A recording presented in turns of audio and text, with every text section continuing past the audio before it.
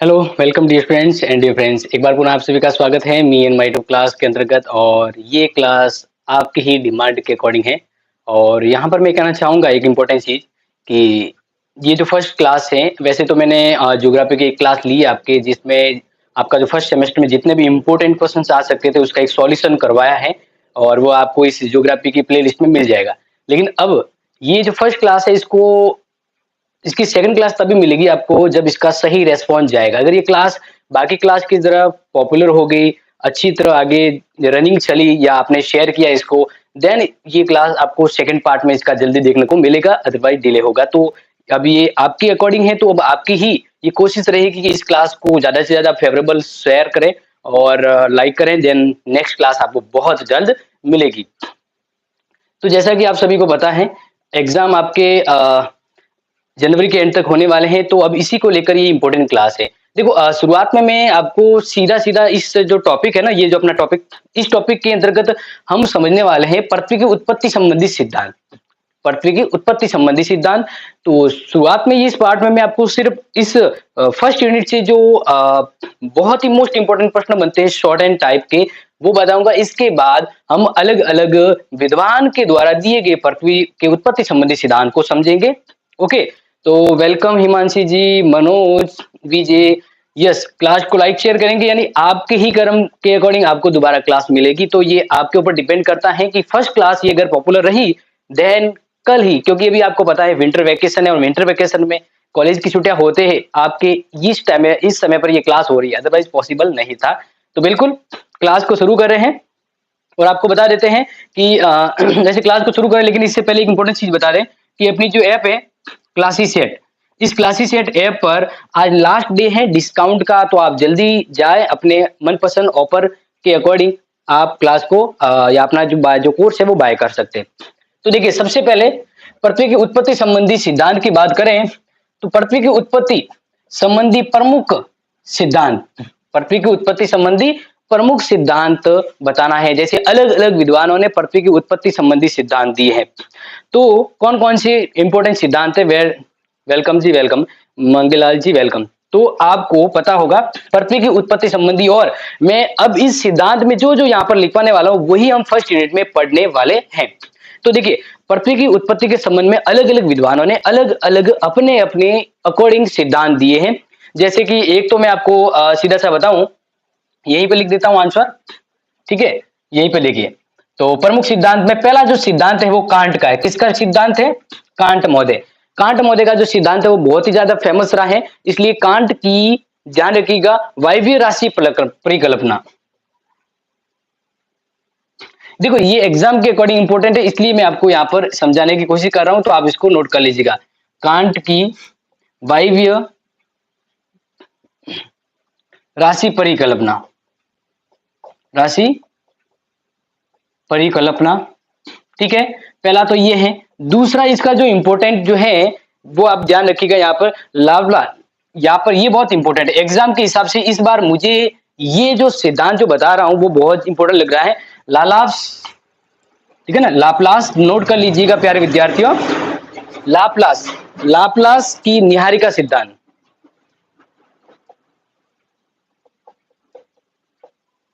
निहारिका सिद्धांत।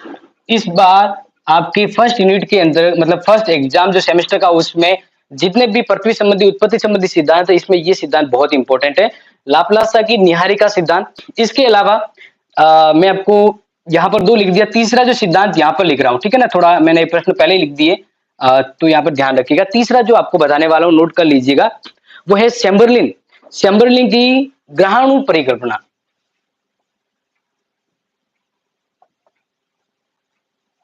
एग्जाम के according note कर लीजिएगा, ये क्लास को लाइक शेयर करते रहिएगा, ठीक है जी। तो चैम्बरलिन की ग्रहाणी, ग्रहाणी परिकल्पना, और पृथ्वी की उत्पत्ति के संबंध में जो चौथा जो सिद्धांत है जो पॉपुलर है, क्योंकि हम इन्हीं में से कोई भी एक इंपॉर्टेंट जो आपके एग्जाम में आएगा, वो हम यहाँ पर मतलब समझाऊंगा, पूरे के पूरे चारों के चारों पृथ्वी की उत्पत्ति संबंधी सिद्धांत समझाऊंगा, लेकिन ज्यादातर लाप्लास की निहारिका जो सिद्धांत है वो बहुत ही ज्यादा इंपॉर्टेंट है, एग्जाम में आने लायक है, ठीक है ना। नेक्स्ट बात करें जेम्स जीस की जेम्स जीन्स की ज्वारीय परिकल्पना, ज्वारीय परिकल्पना। मैं अभी आपको सिर्फ पहला ही बता रहा हूं कि पृथ्वी की उत्पत्ति संबंधी प्रमुख सिद्धांत। तो पहला है कांट का वायवीय राशि परिकल्पना सिद्धांत, दूसरा है लाप्लास की न्यायिका सिद्धांत, तीसरा है चैम्बरलिन की ग्रहाणु परिकल्पना, चौथा है जेम्स जीन्स की ज्वारीय परिकल्पना। और इसी प्रकार से पृथ्वी की उत्पत्ति संबंधी अपना जो अदर इंपोर्टेंट जो सिद्धांत है वो है रसेल की, नोट कर लीजिएगा। देखो एग्जाम के अकॉर्डिंग इन्हीं में से आपके आएगा, तो इसलिए आप थोड़ा सा इसका ध्यान दीजिएगा, ठीक है ना। रसेल, तो यहां पर ध्यान दें रसेल की देतारक परिकल्पना। ओके, तो इस प्रकार से ध्यान दीजिएगा कि आपके फर्स्ट जो यूनिट है फर्स्ट सेमेस्टर में, उसमें पृथ्वी की उत्पत्ति संबंधी फर्स्ट जो आपका यूनिट है, इसके अंतर्गत टोटल मिलाकर आपके जो प्रमुख सिद्धांत दिए गए हैं उसमें मैंने आपको 5 सिद्धांत लिखे हैं। आपके एग्जाम में तो ऐसा आ सकता है कि पृथ्वी की उत्पत्ति संबंधी प्रमुख सिद्धांत कौन कौन से हैं, तो ये एग्जाम के लिए इंपॉर्टेंट रहेगा। अब इन पांचों में से ही आपका एक बड़ा प्रश्न आएगा 10 नंबर का, बड़ा प्रश्न आएगा 10 नंबर का, तो मैं पूरे के पूरे आपको समझाऊंगा आने वाली विभिन्न क्लासों के अंतर्गत। ओके, तो अब बात करते हैं दूसरा इंपॉर्टेंट प्रश्न, और जिसका सॉल्यूशन मैं आपको यहीं पे बताने वाला हूं, और फिर आपको बताएंगे इसके संबंध में जो भी जानकारी इंपॉर्टेंट है और जो इस सिद्धांत से जुड़ी हुई है। देखिए, पृथ्वी की उत्पत्ति संबंधी तर्कपूर्ण परिकल्पना। सर्वप्रथम पृथ्वी की उत्पत्ति के संबंध में तर्कपूर्ण परिकल्पना का प्रतिपादन किसने और कब किया? किसने और कब किया? ध्यान रखिएगा, ये प्रश्न आ सकता है। पृथ्वी की उत्पत्ति के संबंध में तर्कपूर्ण परिकल्पना का प्रतिपादन सबसे पहले कब और किसने किया? तो ये प्रश्न काफी बार आता है पृथ्वी की उत्पत्ति के संबंध में। ओके, ये ध्यान रखना है। तो इसके बारे में सीधी सीधी मैं आपको सीधा सा आंसर के रूप में बताऊं तो 1749 के अंतर्गत कास्ते द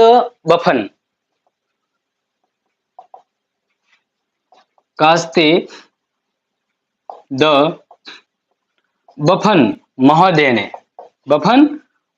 ने किया। ठीक है, ध्यान रख लीजिएगा कि पृथ्वी की उत्पत्ति के संबंध में तर्कपूर्ण परिकल्पना का सर्वप्रथम, यानी पृथ्वी की उत्पत्ति के संबंध में जो सबसे पहला जो सिद्धांत है और वो तर्कपूर्ण भी था, व्यवस्थित था, तो कास्ते द बफन महोदय के द्वारा 1700 यस कास्ते द बफन, सही है मनोज, 1749 के आसपास। और ये तो आपके मोस्ट है, आपको पता होगा big bang theory. Yes, big bang theory आपके एग्जाम के लिए बहुत ही ज्यादा इंपॉर्टेंट है और मैं यहीं पे लिखवा देता हूं। तो फिलहाल देखिए, ध्यान रखिएगा, बिग बैंग जो थ्योरी है ये ब्रह्मांड की उत्पत्ति के संबंध में, ब्रह्मांड की, मैं इसमें साथ साथ लिखवा देता हूं।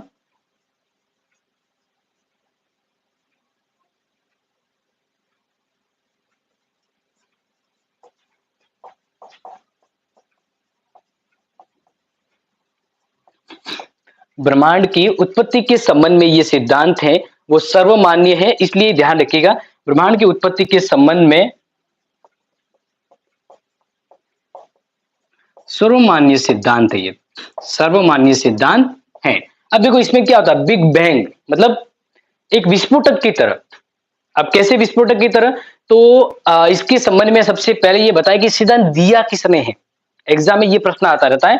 तो बिग बैंग जो सिद्धांत है, ये सिद्धांत देने वाले विद्वान है बेल्जियम के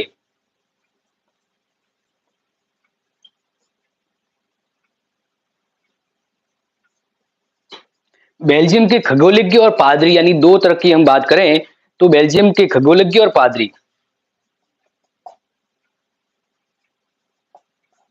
एवं पादरी रह चुके हैं जो अपने महोदय हैं जॉर्ज लिमिटेंडे।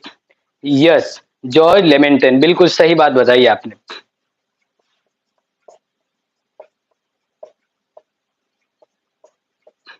ओके, ये बिल्कुल सही बात है मनोज, बिल्कुल बेल्जियम के ही विद्वान हैं और इन्होंने जो बिग बैंग थ्योरी जो सिद्धांत दिया है वह ब्रह्मांड की उत्पत्ति के बारे में सर्वमान्य सिद्धांत है। सर्वमान्य का मतलब है कि इस सिद्धांत को मान्यता मिली है कि हाँ, ये एक सही सिद्धांत के रूप में आता है।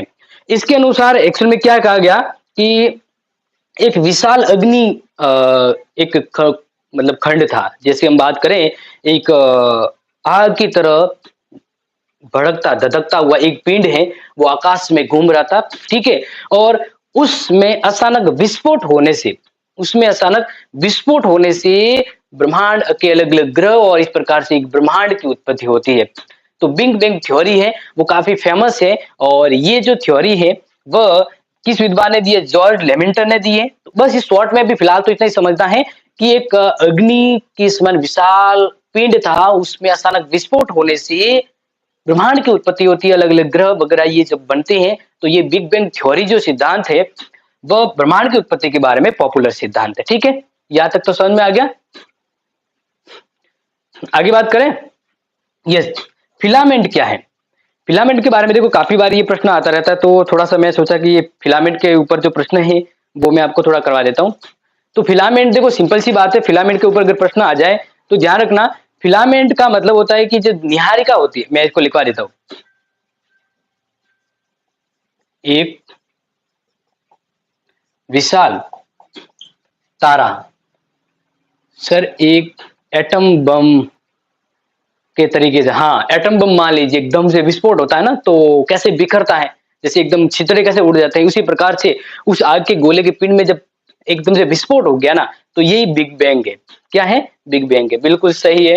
यहाँ पर सही बताया। चलो आगे बात करते हैं। एक विशाल तारा निहारिका, विशाल तारा निहारिका नोट कर लीजिएगा, अर्थात वर्तमान यानी एक जो विशाल तारा है, जो निहारिका नाम से यहाँ पर इंट्रोड्यूस किया गया है, ये जो तारा है इसमें एक गुरुत्वाकर्षण शक्ति होती है, एक अट्रैक्शन, ठीक है ना? गुरुत्वाकर्षण का मतलब तो आप समझते ही हैं, तो अट्रैक्शन शक्ति है, वह सूर्य के पास से गुजरने लगा, सूर्य के पास से गुजरने लगा, तो इस तारे की जो गुरुत्वाकर्षण शक्ति थी ना, सूर्य को इस ओर खींचने की थी, तो इस प्रकार से सूर्य के पदार्थ में इसके गुरुत्वाकर्षण से ज्वार ही उत्पन्न हुआ।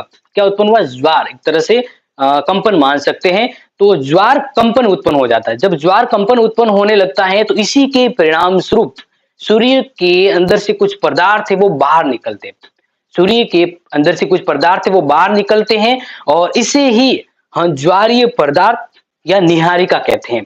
और बिल्कुल मनोज ने सही बताया, सूर्य से निकलने वाली ऊर्जा को फिलामेंट कहा जाता है। तो जो सूर्य के अंदर से निकलने वाला जो पदार्थ है, ठीक है ना? अब मान लीजिए वो एनर्जी जो है, उसी को हम फिलामेंट कहते हैं। ओके, तो यहाँ पर जैसे समझा दिया, एक विशाल निहारिका जो सूर्य के पास से निकलने लगा,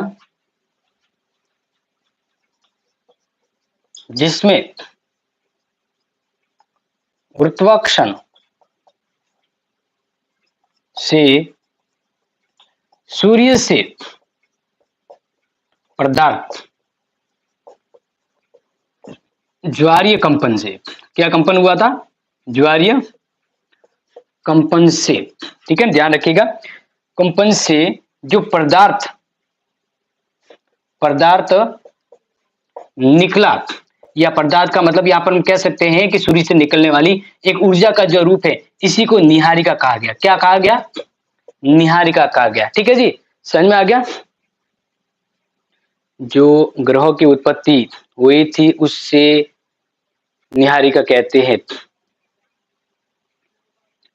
सिंपल सा ये अगर बताया दिया जाए, यस उस्मान हकीम, सिंपल सा अगर कहें कि फिलामेंट क्या है, व्हाट इज द फिलामेंट, तो ज्वारी ये जो निहारिका, इसी को फिलामेंट का एक अस्तित्व, एक तत्व माना जाता है। तो ये यहां पर आपको समझ में आ गया। ज्वारीय बल क्या है, तो यही मैंने आपको बताया, ज्वारीय बल कहिए, फिलामेंट कहिए, यहां से आपको समझ में आ गया होगा। ठीक है जी। अब देखिए एक और प्रश्न यहां पर आपके लिए है, पृथ्वी की उत्पत्ति संबंधी ज्वारीय परिकल्पना, ये क्या है? पृथ्वी की उत्पत्ति संबंधी ज्वारीय परिकल्पना क्या है? ये प्रश्न आपके लिए इंपॉर्टेंट है। और जैसा कि आप सभी को मैंने कहा है, ये क्लास फर्स्ट क्लास है ज्योग्राफी की, और ये क्लास जितनी ज़्यादा इम्पोर्टेंट होगी, मतलब जितनी ज़्यादा आगे एक ही दिन के अंदर, 1 डे के अंतर्गत ये क्लास जितनी ज़्यादा आगे पॉपुलर होगी या जितने ज़्यादा इस पर व्यूज़ मिलेंगे, लाइक मिलेंगे, उसी अकॉर्डिंग आपकी ज्योग्राफी की नेक्स्ट क्लास कंटिन्यू रहेगी। यानी ये आपकी डिमांड के अकॉर्डिंग ही क्लास शुरू की गई है आज से। तो अब ये आपके ऊपर डिपेंड करता है कि अगर आपको रेगुलर और क्लासेस चाहिए, तो इस क्लास को बहुत ज़्यादा ढेर सारा आपका सपोर्ट की ज़रूरत है फिलहाल। तो आपके आगे क्लास मिलेगी, क्योंकि बाकी मेरे पास ऑलरेडी बहुत सी क्लासेस हैं जो मुझे रन करनी पड़ती है, लेकिन ये क्लास आप सबकी डिमांड पे ही शुरू हुई है। तो वेट एंड वॉच, देखते हैं कि आपको सेकंड क्लास कल मिलेगी या नहीं मिलेगी, ये शाम को डिसाइड हो जाएगा। और मैं चाहता हूँ कि आप फर्स्ट क्लास है तो इसको ज़रूर अपने मित्रों को शेयर करें। और जहाँ तक अगर सेकंड क्लास की बात है, तो मुझे लग रहा है कि आप अपने स्टेटस पे भी रखें, स्टेटस पे व्हाट्सएप, ताकि सेकंड क्लास डेफिनिटली आपको मिल पाए। मैं इसी उम्मीद के साथ ये चाहता हूँ कि आप बिल्कुल इसको सपोर्ट करेंगे। तो देखिए, यहाँ पर जस्ट हमने बात करी, जैसे मैंने अभी तो आपको समझा दिया था इतने वाले सिद्धांत। अभी ये वाला जो लास्ट वाला है, थोड़ा ऊपर मैं समझा देता हूँ ये मिटा के, क्योंकि पूरा बोर्ड भर गया, आप कहेंगे सर क्या पढ़ा रहे, समझ नहीं आ रहा है। चलो आगे देखते हैं। देखिए, आपके जो फर्स्ट है ना, पृथ्वी उत्पत्ति संबंधी सिद्धांत, इसके समरी के रूप में जो छोटे प्रश्न निकल रहे हैं ना, पहले तो वो समझाएं। फिर कल मैं ये जो पृथ्वी की उत्पत्ति के संबंध में 5 सिद्धांत जो मैंने समझाया ना, तो एक-एक सिद्धांत को कल से हम कंटिन्यू करेंगे। ठीक है ना? अब ये फ्यूचर है, देखते हैं इसका प्रेजेंट होता है या नहीं। ठीक है? तो लास्ट क्वेश्चन था, उसको एक बार वापस मैं आपके सामने ला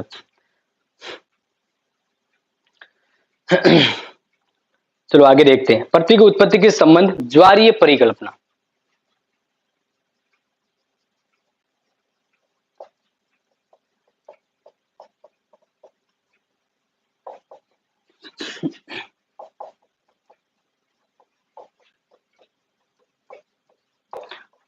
फिलहाल इसको बहुत ही शॉर्ट एंड ईज़ी वे में समझाना चाहूँगा। सर, हाय सर, इकोनॉमी की तो राम चौधरी जी थोड़ा पॉसिबल नहीं है इस बार। सेकंड सेमेस्टर में देखा जाएगा, फिलहाल के लिए क्लासेस बहुत ज़्यादा हैं और नेक्स्ट टाइम पर फिर मैं अलग से सर भी अवेलेबल करवा दूँगा। तो इस देखो, मैं सीधा-सा कहूँगा, राम चौधरी जी, इकोनॉमी का शायद फिलहाल फर्स्ट सेमेस्टर के लिए अवेलेबल नहीं हो पाएगा, क्योंकि आपको उम्मीद फुट झूठी उम्मीद भी ना दूँ। निहारिका गैस के बड़े रूप है, यानी बड़ी मात्रा में गैस का जमाव होना। क्या बात है, बहुत बढ़िया। यानी ज्वारीय परिकल्पना के बारे में आपको बताएं, तो सौर मंडल का निर्माण सूर्य और अन्य तारे के सहयोग से हुआ है।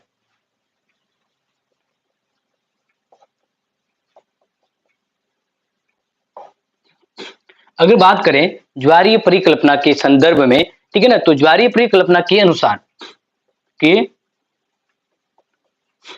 अनुसार, क्योंकि जस्ट ये ज्वारीय परिकल्पना है, वो क्या कहती है, सर प्लीज जल्दी सिलेबस पूरा करा दीजिए। कौन सा हिस्ट्री का कह रहे हैं? आपका नाम तो हिस्ट्री क्लास ए आ रहा है, आप किसकी बात करें? इकोनॉमी की तो नेक्स्ट होगा, सेकंड सेमेस्टर से होगी डियर। तो इसके अनुसार, यानी ज्वारीय परिकल्पना के अनुसार सौर मंडल का निर्माण सूर्य और अन्य ग्रहों के सहयोग से हुआ है। सौर मंडल का निर्माण सूर्य एवं अन्य ग्रह के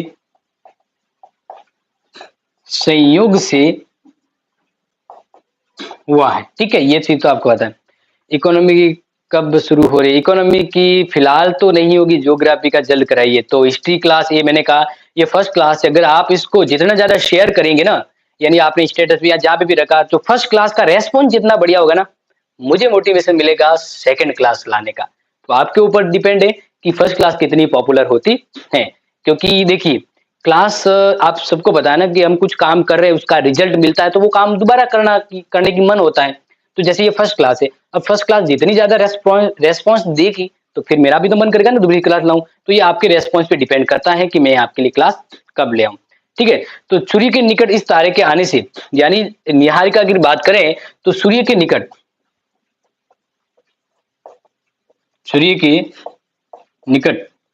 यह तारे के आने से, सूर्य के निकट तारे के आने से सूर्य के कुछ भाग फिलामेंट के रूप में खिंच गया।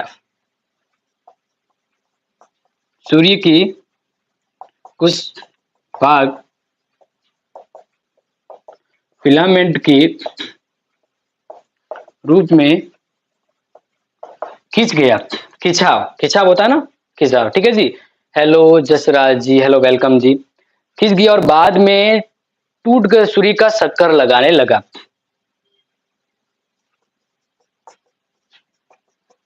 बाद में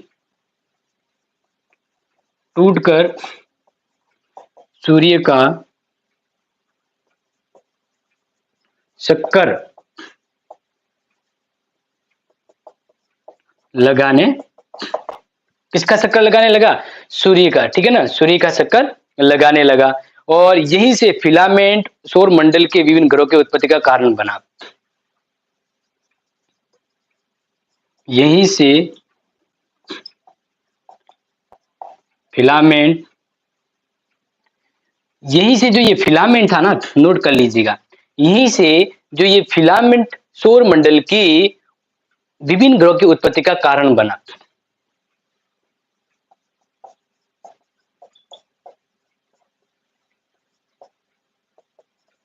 विभिन्न विभिन्न ग्रहों की उत्पत्ति का कारण बना। तो प्यारे विद्यार्थियों, इकोनॉमी की डियर क्लास फिलहाल तो शुरू नहीं होगी, आप सभी को पता ही है। फिलहाल के लिए इकोनॉमी की क्लास शुरू नहीं होगी। ठीक है जी। तो इस परिकल्पना के जो प्रतिपादक है वो जस्ट मैंने आपको बताया कि ये जो ज्वारीय परिकल्पना है, ये जो परिकल्पना है ये किसने दी? जैसा कि अभी मेरे प्यारे विद्यार्थी मनोज ने बिल्कुल एक कमेंट करके कहा था कि जो ज्वारीय परिकल्पना है ये जेम्स जीन्स ने, किसके द्वारा? जेम्स जीन्स एवं एक और विद्वान जिसकी हम बात करें वो है जेफरिन। कौन? जेफरिन द्वारा दी गई। ठीक है जी। तो प्यारे विद्यार्थियों, यहाँ पे आपको समझ में आ गया होगा कि सिंपल सी और बहुत ही सटीक रूप में आपको मैंने डेफिनेशन बताई है कि, और यहाँ पर मनोज बिल्कुल शॉर्ट एंड इजी में बता दिया है कि फिलामेंट, तारे और सूर्य, तारे और सूर्य इन दोनों के खिंचाव, इन दोनों के कनेक्शन और खिंचाव की वजह से एक फिलामेंट क्या हुआ? सूर्य से खिंचाव से एक फिलामेंट, जैसे कि यहाँ पर देखें, अभी बताया कि सौर मंडल का निर्माण कैसे हुआ? सूर्य एवं अन्य ग्रह के संयोग से हुआ। फिर सूर्य के निकट तारे से, सूर्य के निकट तारे के आने से सूर्य के कुछ भाग फिलामेंट के रूप में खींच गए, फिलामेंट के रूप में खींच गए और बाद में टूटकर सूर्य का चक्कर लगाने लगे। क्या लगाने लगे? चक्कर। इस प्रकार से फिलामेंट सौर मंडल के विभिन्न ग्रहों की उत्पत्ति का कारण होता है, जिसमें पृथ्वी भी है। अनुष्का सर भी फाइनल ईयर की क्लास 1 घंटे लीजिए। हाँ, वो शाम को होगी आपके जी। ठीक है जी। सर भी फर्स्ट ईयर पीएस की पॉलिटिकल साइंस सेमेस्टर 2 का वीडियो कब आएगा? जसराज जी अभी फर्स्ट सेमेस्टर तो होने दीजिए। अभी मैं फर्स्ट सेमेस्टर से पहले ही सेकंड सेमेस्टर शुरू कर दूं, जो बहुत इजी है, बहुत मजा भी आएगा पढ़ने में। लेकिन आपका फर्स्ट सेमेस्टर की जो आपकी तैयारी है वो मतलब लूज हो जाएगी। तो हम ये नहीं चाहते कि फर्स्ट सेमेस्टर की दिए बिना आप सेकंड सेमेस्टर को पढ़े और फिर फर्स्ट सेमेस्टर के नंबर कम आ जाए। तो बस इसी को ध्यान में रखते हुए मैं फिलहाल के लिए नहीं कर पा रहा हूँ। ठीक है जी। बाकी रिवीजन चल रहा है, आपका रिवीजन देख लीजिए, आपको समझ में आ जाएगा।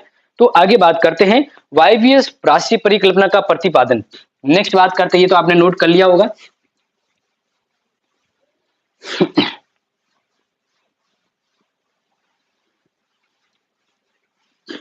आज जो पृथ्वी की उत्पत्ति के संबंध में जितने भी जो प्रश्न आने वाले, उसकी शॉर्ट जो है ना क्वेश्चंस की क्लास, वो है फिर कल से एक एक अपने पृथ्वी की उत्पत्ति संबंधी सिद्धांत को आपके सामने लेके आएंगे। ठीक है जी।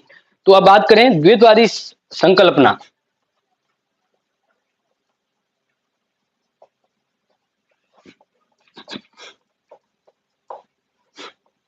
द्वैतवादी संकल्पना, इसके बारे में किस किस को पता है बताइए? द्वैतवादी संकल्पना, मनोज बिल्कुल बताइए। द्वैतवादी संकल्पना के अंतर्गत कौन सी परिकल्पना आती है?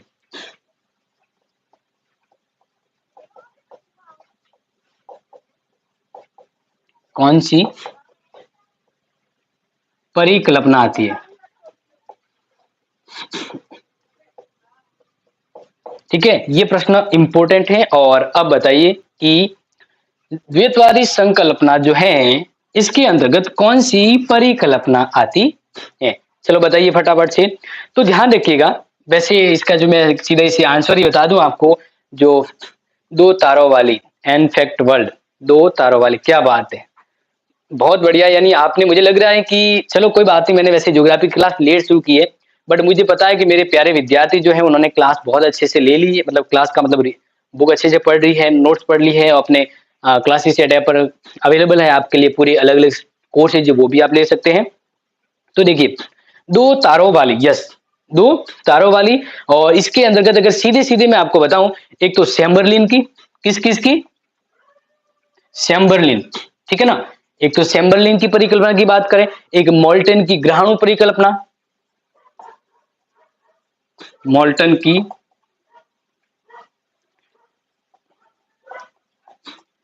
ग्रहाणु परिकल्पना, James sir B first semester final semester question आएगा क्या? सर बी फर्स्ट सेमेस्टर में फाइनल सेमेस्टर में यही क्वेश्चन आएंगे क्या? नहीं नहीं, सेमेस्टर वाइज अलग अलग है, सेमेस्टर वाइज अलग अलग है, एक ही नहीं आएगा। इसके अलावा जैसे अभी जैसे बताया कि एक ही हो गया, एक ही हो गया। नेक्स्ट हम बात करें जेम्स जींस और जेफरिन की भी मैंने बात बताई, किसकी, जेफरिन, जेफरीज है, कभी कभार जेफरीन भी आता है, की ज्वारी कल्पना, ज्वारीय,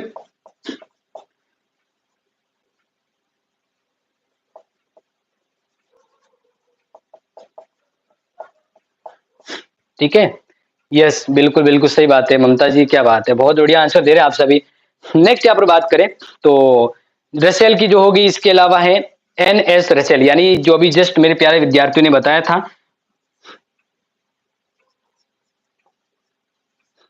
रसेल जो महोदय है, रसेल महोदय, ठीक है ना, रसेल का द्वैतारिक सिद्धांत,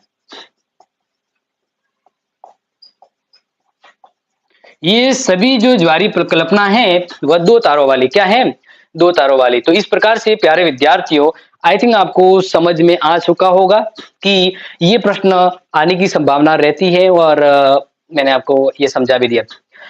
थोड़ा सा एक मैं एक चीज आपसे पूछ रहा हूँ कि जो क्लास आपकी रेगुलर इन द नाइट होती है, वैसे आप सबको पता है कि अपनी क्लास नाइट ही होती है, क्योंकि क्लास दोपहर को तो कॉलेज क्लास होती है। तो अब ये बताइए कि रात को एकदम अच्छा व्यू नजर, मतलब अच्छा दिखता है आपको क्लियरिटी के रूप में, या डे में? क्योंकि मैं तो अभी, मुझे, मैंने अभी देखा नहीं है कि किस प्रकार से लाइव क्लासेस दोपहर में चलती है। शायद ये बहुत टाइम बाद ऐसी कोई क्लास है जो दोपहर के टाइम पे हो रही है।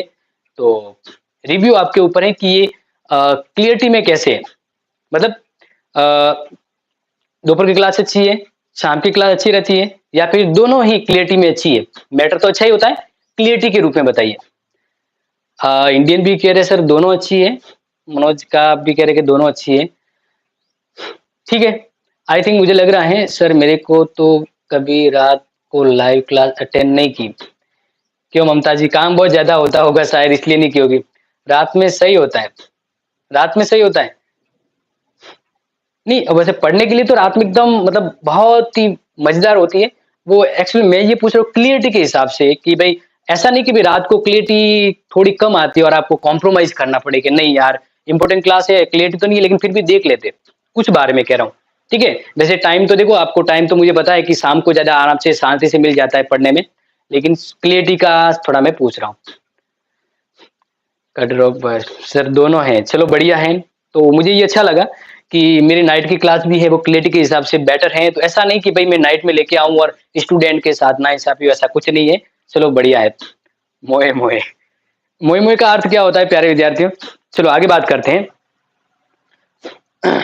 तो एक और लास्ट क्वेश्चन आपके लिए, क्योंकि लगभग आधे घंटे की क्लास हो चुकी है प्यारे विद्यार्थियों। तो नेक्स्ट जो अपनी क्लास होगी वो एक सिद्धांत के ऊपर होगी, और उस क्लास कब होगी वो आपके ऊपर है, जैसे मैंने कहा था। तो अभी जस्ट मैंने एक सिद्धांत आपको बताया था, वायवीय राशि, समझ लीजिएगा, वायवीय राशि परिकल्पना का सिद्धांत, परिकल्पना का जो सिद्धांत है, कब और किसने, कब और किसने दिया? कब और किसने, बताइए। ये कौन से फोन से शूट हो रही है सर? ये वीजे इंडियन आईफोन 14 प्लस है डियर। चलो अब बताइए इसका उत्तर जल्दी बताइए। वायव्य राशि परिक्रमा का सिद्धांत कब? यस, मनोज का आंसर आ गया कांट। क्या बात है, आई कांट डू डेट, यानी आई कांट चाला, तो कैसे गाना भी आता है ना, कांट किसके द्वारा? कांट। कब दी गई? कांट ने 1755 के अंतर्गत दी गई थी। बहुत ही बढ़िया आंसर है। सॉरी, मैंने कांट यहां पर लिखना था, किसने कहा? तो कांट ने, ठीक है, इमैनुअल कांट। और 1755, 1755, विजय लाल यादव। क्या बात है, बहुत बढ़िया बहुत बढ़िया, सही आंसर आया दोनों का, ठीक है ना। अब अगर मैं कहूं कि किस पर आधारित है ये परिकल्पना, है किस पर आधारित है?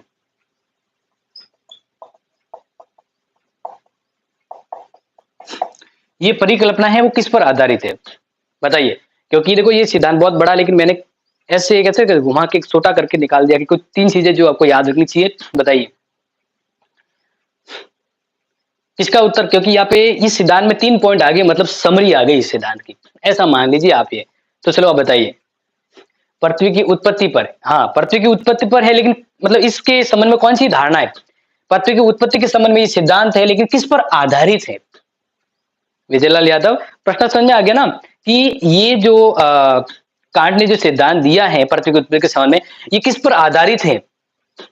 चलो ठीक है, मैं ही बता देता हूं। वैसे तो आपने अच्छा प्रयास किया और आप सभी का लगभग आंसर ऑलमोस्ट सही आया है, ठीक है ना। तो न्यूटन के गुरुत्वाकर्षण के नियमों पर आधारित है। न्यूटन के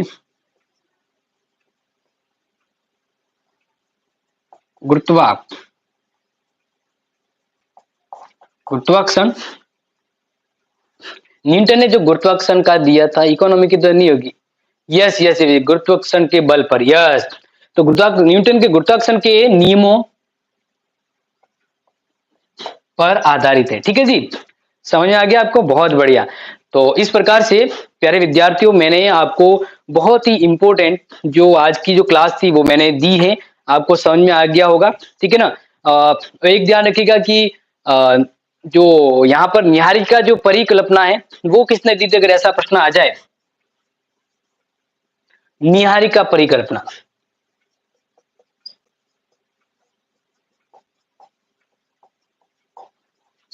निहारिका परिकल्पना किसने दी थी? तो इसके संबंध में सीधा ध्यान रखना, फ्रांसीसी विद्वान है। कौन है?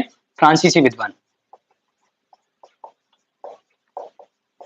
फ्रांसीसी विद्वान जिसका मैंने आपको अभी क्लास में ही बताया था, आपको बताया होगा लाप्लास ने। यस मनोज, बिल्कुल सही बताया आपने।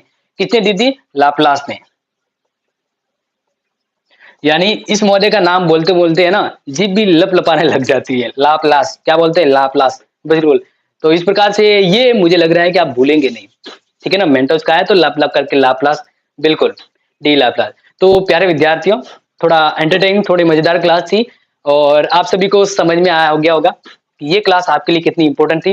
देखो अब जैसा कि मैंने शुरुआत में कहा था कि इस क्लास का सेकंड पार्ट आपके ऊपर निर्भर करता है कि ये क्लास एक दिन में कितने ज्यादा व्यूज पर जाती है, कितने लाइक्स आते हैं। अगर मुझे वो सर्टिफिकेशन मिल गया, क्योंकि देखो हम कोई काम करते हैं, अगर वो काम का अच्छा रिजल्ट मिलता है तो और काम करने की इच्छा होती है। तो बस मैं उम्मीद करता हूं कि मेरी ये क्लास आप आगे से आगे फॉरवर्ड करें, अपने दोस्तों को अपने स्टेटस पे लगाएं और मुझे पहली क्लास से मोटिवेशन मिला, देन कल मान लीजिए इन द मॉर्निंग टाइम पे ही क्लास मिल सकती है आपको, ठीक है जी। तो प्यारे विद्यार्थियों, आपको ये क्लास कैसी लगी ये भी बता लीजिएगा और क्लास के रेस्पॉन्स के बाद उम्मीद है कि कल मिले तो उसके लिए अपडेट भी रहिएगा। तो आज की हम क्लास को यहीं पर करते हैं समाप्त। राजनीति की क्लास क्या होगी प्लीज? राजनीति की क्लास अभी सैटरडे को हुई है, तो आगे बहुत जल्द होगी। वैसे मैंने पूरा का पूरा जो मैटर है ना वो अपने प्लेलिस्ट में डाल दिया है, बस आप इंतजार है आपको प्लेलिस्ट में जाकर पढ़ने का, बाकी और भी क्लासेस आते रहेंगे, ठीक है जी। इकोनॉमी की मूसा जी है वो क्लास फिलहाल की नहीं हो सकती, सेकंड सेमेस्टर की जरूर होगी, ठीक है जी। तो thank you so much Mamta ji, Vijay Indian, Devanshu, fact और जो भी मेरे प्यारे विद्यार्थी, उजमा हकीम। कितने बजे सर? देखिए कल ज्योग्राफी की क्लास कब होगी? ये आज शाम को 9 बजे तक इस क्लास का जितना रेस्पॉन्स आएगा ना उसी अकॉर्डिंग पता लगेगा कि कल क्लास आपको कितना बजे मिलेगी। और आज के जितना लेट नहीं करवाऊँगा क्योंकि थोड़ा-सा टाइम हो गया था, लेकिन बहुत जल्द मिलेगी। तो ओके जी, प्यारे विद्यार्थियों, आप सबसे मिलना और आप सबसे पढ़ाना बहुत अच्छा लगा और मैं चाहता हूँ इसी प्रकार से हम पढ़ते रहें, सीखते रहें और आपके कॉलेज के हर एक परसेंटेज में मेरा जितना भी योगदान है मैं कर सकूँ। ठीक है जी? हाँ, बिल्कुल लाइव लेंगे क्योंकि लाइव लेने से ये अच्छा रहता है कि आपके उत्तर भी मेरे पास आ जाते हैं, मुझे पता लगता है कि किसको कितना याद है और कौन कितना अच्छा पढ़ रहा है। जैसे कि काफ़ी स्टूडेंट हैं, बहुत बढ़िया आंसर देते हैं। Manoj, thank you. ओके, तो यस, रेस्पॉन्स के ऊपर डिपेंड करता है। तो विजय इंडियन और मेरे सभी प्यारे विद्यार्थियों, मिलते हैं आपसे कल रेस्पॉन्स के ऊपर ज्योग्राफी क्लास, वैसे शाम की क्लास तो आपके लिए 2 क्लासेज़ है।